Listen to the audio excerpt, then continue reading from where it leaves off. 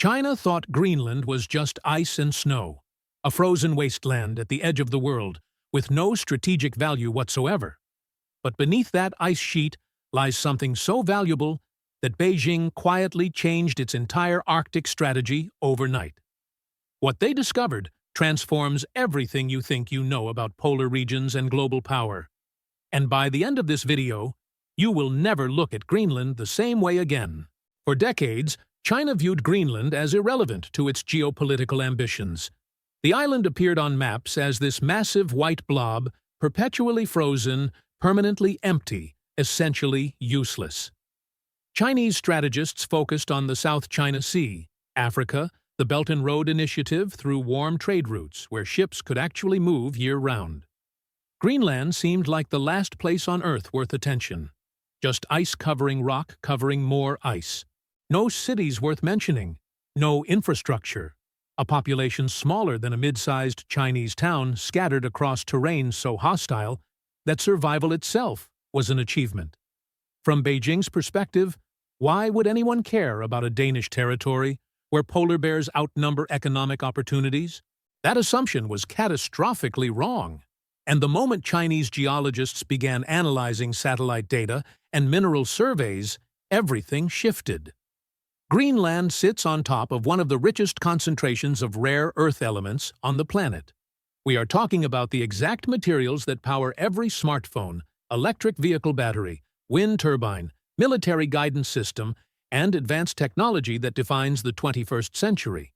Neodymium, dysprosium, praseodymium, europium, and dozens more elements that sound like they came from science fiction, but actually determine which nations control the future. China currently dominates global rare earth production, controlling roughly 70% of the world market. But that monopoly depends on mines in Inner Mongolia and processing facilities that come with environmental costs so severe that even Beijing wants alternatives. Greenland offers those alternatives at a scale that terrifies every strategic planner in Washington. But here is where it gets wild. The rare earths are just the beginning.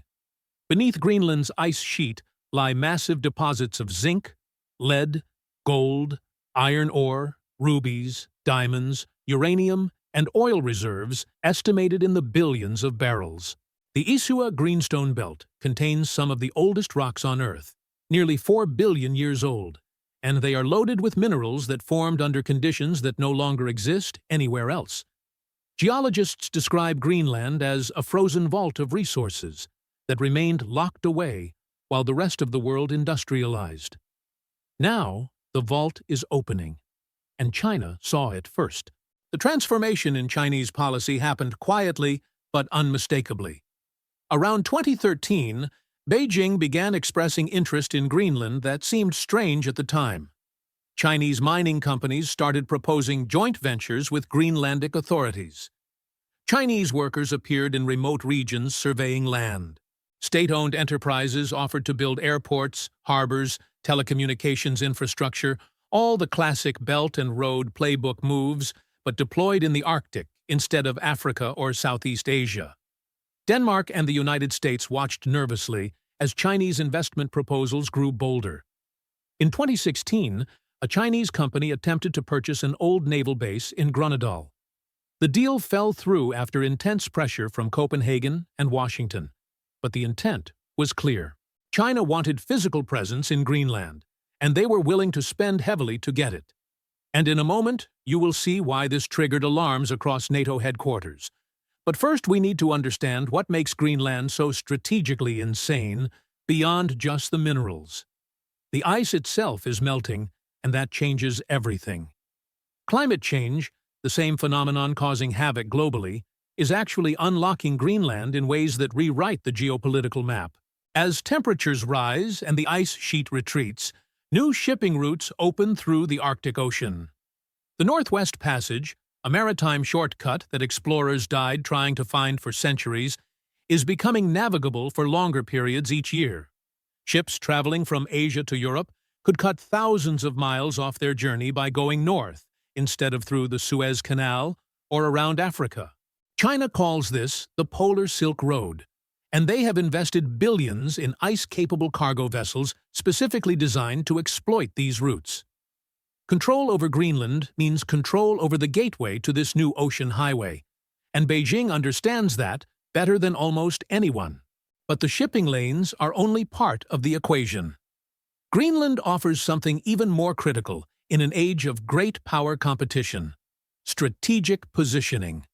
The island sits between North America and Europe, directly along the routes that Russian bombers and submarines would take if tensions ever escalated into conflict. During the Cold War, the United States maintained Thule Air Base in northwest Greenland precisely because of this geography. Thule hosts early warning radar systems designed to detect incoming missiles, making it a crucial node in American defense architecture. If China gained significant influence in Greenland through economic dependency or infrastructure control, that would fundamentally alter the security balance in the North Atlantic. Suddenly, a frozen island that seemed irrelevant becomes a choke point in global military strategy. And this is where things get deeply uncomfortable for anyone who assumed the Arctic would remain a peaceful frozen frontier. Reports suggest that Chinese state-backed companies have attempted to purchase land near Thule Air Base. Other proposals involved building research stations in locations that just happen to offer clear sightlines of NATO installations.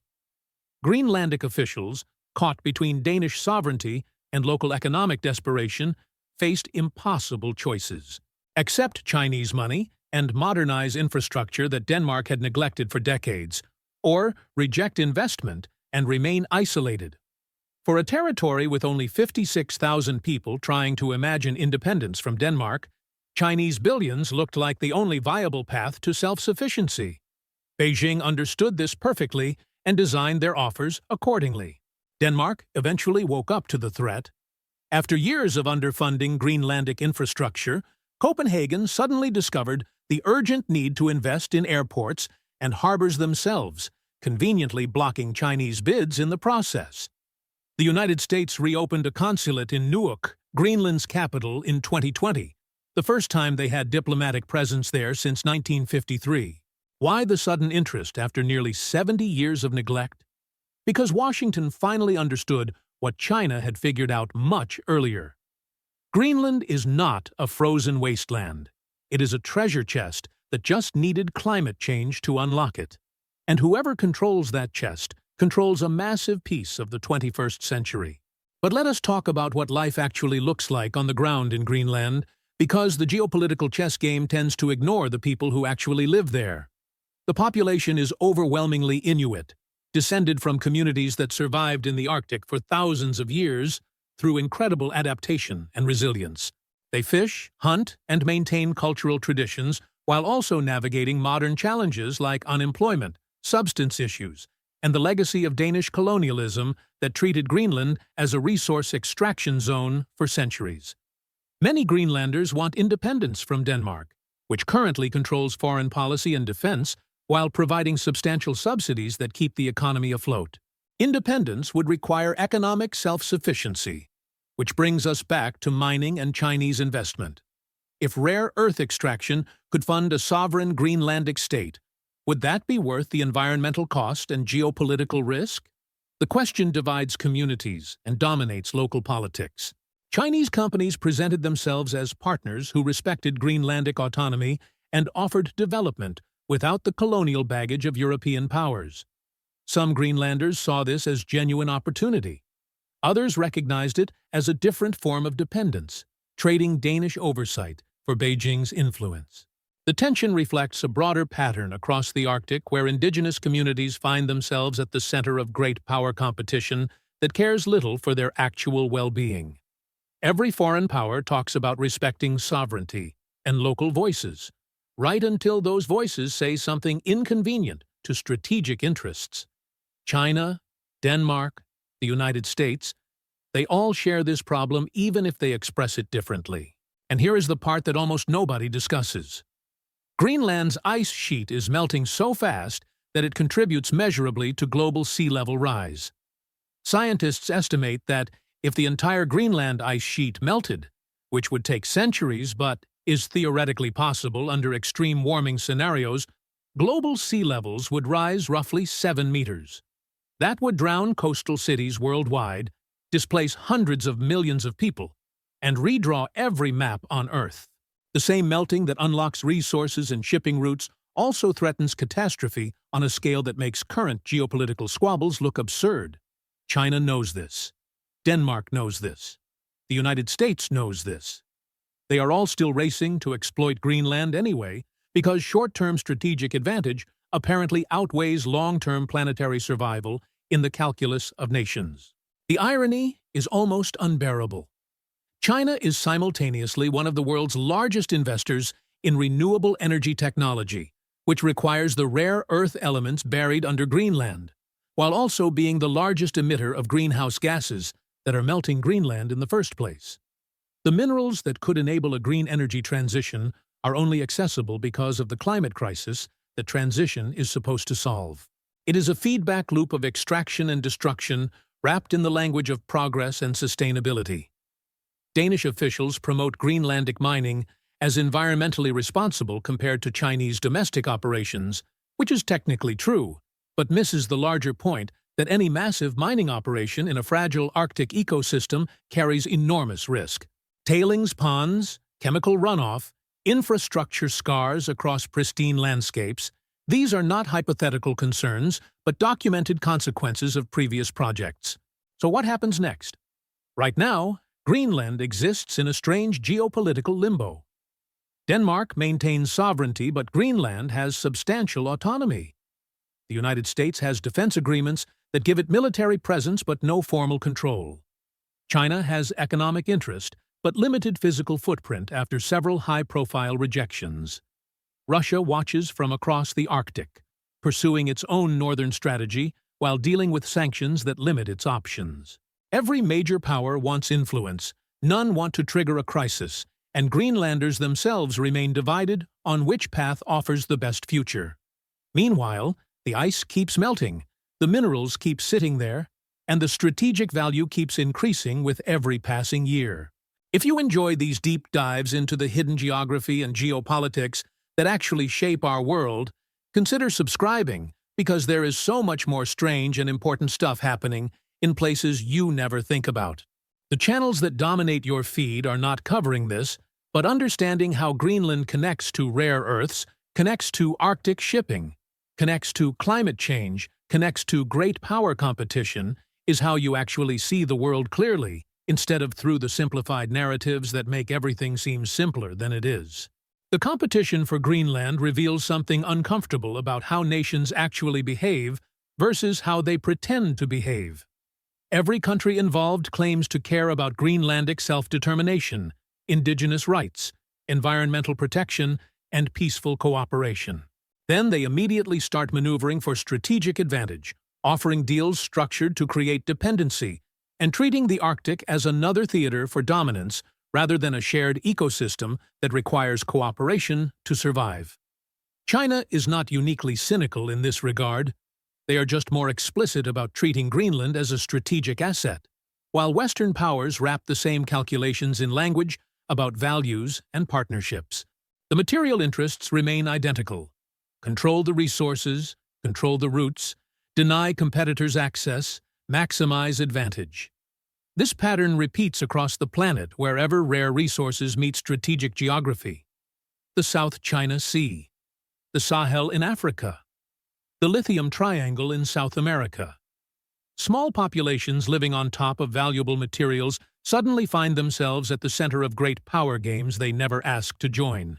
Greenland is just the Arctic version of the same old story, except this time the stakes include not just regional dominance, but access to the elements that define technological civilization itself. Whoever controls rare earths controls everything downstream. The phones, the missiles, the solar panels, the electric cars, the wind turbines, all of it depends on materials that exist in concentrated form, in only a few places on Earth. China understood this 20 years ago and locked down supply chains accordingly. Now everyone else is scrambling to catch up, and Greenland is the biggest prize still in play. The wild part is how much this depends on climate change continuing. If temperatures somehow stabilized or decreased, which seems increasingly unlikely, the ice would stop retreating, and some of these northern routes would become less viable. The resources would still be there, but harder to extract, more expensive to access, less competitive with existing mines elsewhere. China's Polar Silk Road depends on melting continuing at current or accelerated rates. The same goes for offshore oil exploration in Greenlandic waters and expanded infrastructure projects in coastal regions. Everyone involved has a perverse incentive for warming to continue even as they publicly commit to climate action. The contradiction could not be sharper. Mine Greenland to get materials for green technology, while the mining itself requires and accelerates the environmental crisis that green technology is supposed to solve. Here is what almost certainly happens over the next 20 to 30 years. Greenland becomes significantly more developed with mining operations, expanded harbors, better airports, and a larger population as workers arrive to support extraction industries. Denmark either grants full independence or creates some hybrid arrangement that maintains defense cooperation while allowing economic autonomy. China remains heavily involved through investments and partnerships, even if direct ownership gets blocked by Western pressure. The United States maintains and possibly expands its military presence while trying to counter Chinese influence through aid and development funding. Russia continues pursuing its own Arctic strategy, sometimes cooperating with China and sometimes competing. Indigenous Greenlanders navigate all of this while trying to preserve cultural identity and ensure that resource wealth actually benefits local communities instead of disappearing into foreign corporate accounts. The ice continues melting, sea levels continue rising, and the same nations racing to exploit Greenland also face increasing costs from climate disasters in their own territories. The question nobody wants to ask is whether any of this is actually sustainable, or if we are just watching a slow-motion catastrophe where short-term thinking and competitive dynamics override any possibility of rational cooperation. Greenland could theoretically be managed as a shared resource with environmental protections and equitable benefit distribution. That would require unprecedented levels of international coordination and a willingness to prioritize long-term planetary health over short-term national advantage. Everything about human history suggests that will not happen. Instead, we get this chaotic scramble where everyone grabs what they can while pretending to care about sustainability and indigenous rights, and the ice sheet melts faster than the models predicted. And future generations will look back at this moment with disbelief that we saw it coming and did it anyway. So hit that like button if this changed how you see Greenland and the Arctic. Drop a comment telling me, would you ever live in Greenland? And do you think small nations can actually maintain sovereignty when sitting on resources that major powers want? I am genuinely curious what you think, because this is not a simple good guys versus bad guys situation. Every player here has legitimate interests and also massive blind spots, and figuring out how that resolves determines a lot about what the world looks like in 2050. Subscribe for more videos that actually explain the geopolitical and geographic forces shaping the planet instead of just recycling the same surface-level takes you can get anywhere. Link in the description for additional resources and deeper dives into Arctic geopolitics, rare Earth supply chains, and the impossible contradictions of trying to solve climate change using the same extractive logic that caused it in the first place. Thanks for watching. And remember, that frozen wasteland on the map is actually one of the most valuable and contested territories on Earth.